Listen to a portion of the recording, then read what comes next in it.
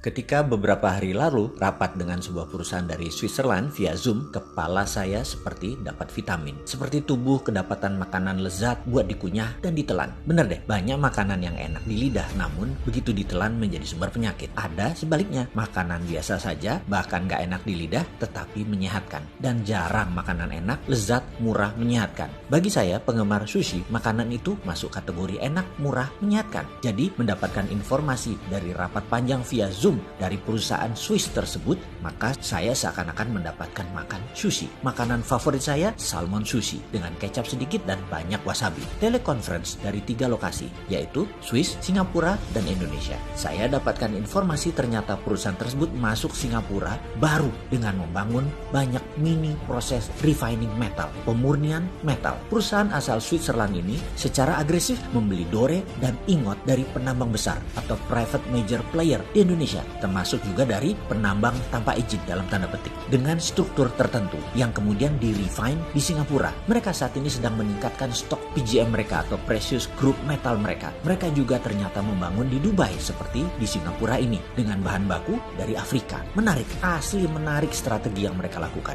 Mereka menghubungi saya karena nama saya kebetulan ada dalam perusahaan tambang emas di utara Manado, di salah satu pulau utara Indonesia. Mereka ingin mengambil ingotnya atau dore atau metal yang masih bercampur dengan emas yang kadarnya paling tinggi 50%. Masih ada Ag-nya, masih ada PT-nya, yang jelas Cu-nya yang paling banyak dari sisa 50% tadi. Mereka memerlukan semua mineral tadi. Sama persis seperti apa yang dilakukan pihak Cina dengan mengambil nikel yang dibela pejabat teras yang multi talent itu. Nikelnya 25%, sisanya emang isinya pasir. Ya enggak lah, ada litium, ada fero. Wis males dah kalau saya lanjutin urusan hal ini. Sebenarnya yang heran adalah masalah fansnya. Asli saya heran. Tanah air dikuras, bosnya mah nggak paham-paham banget. Pejabat-pejabatnya berlindung di balik kebaikan bosnya. Ketika diingatkan banyak kesalahan pejabat-pejabat tersebut, lalu bosnya dan fans bosnya dipakai buat serangan balik. Dan mereka akhirnya sudah tahunan menikmati kedaulatan menjabat dilindungi oleh bosnya. Yang pastinya fulusnya mah mereka pribadi naiknya kenceng.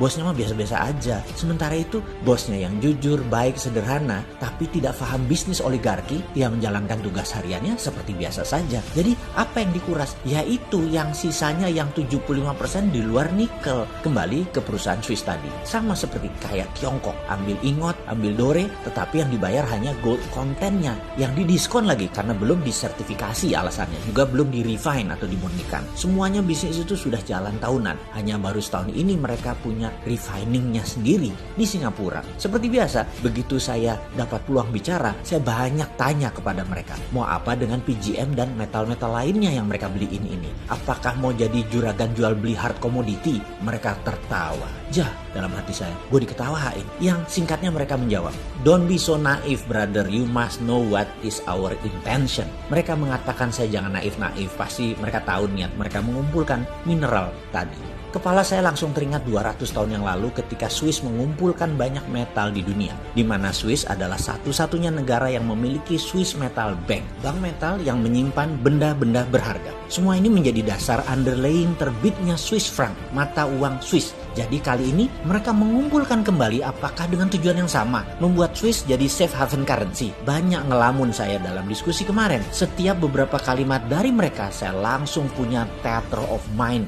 layar bioskop di kepala saya. Apa yang akan terjadi ke depan dengan strategi mereka ini? Pertama, saya geblek-geblekin yang jual material ke mereka. Jual tanah air dengan harga murah. Prinsip dagangnya begini, kalau mereka punya tambang, katakanlah tambang tembaga Freeport. Ingat ya, Freeport tambang tembaga, bukan tambang emas. Iya, tambangnya ada emasnya, tapi yang dipajakin kan koper bukan gold. Gimana sih lu? Terus diambil 51% lagi perusahaan tambang tersebut. Ini di siapa lagi? Kalau mau ambil ya emasnya, yang dikirim ke Rio Tinto dan ke Jepang itu loh, yang di-refine di luar Indonesia, emasnya. Asli gue sebel kalau urusan beginian. Kapan balik modalnya beli Freeport? Sudahlah, males dilanjutin. Oke, prinsip dagang perusahaan tambang untuk memproses katakanlah batu bara. Ini angka dari langit loh ya. Ongkos tambangnya 50, dijual 80, untungnya 30. Ya sudah, begitu rumusnya. Papers nilai perusahaan paling top 2-3 kali lipat atau 200-300%.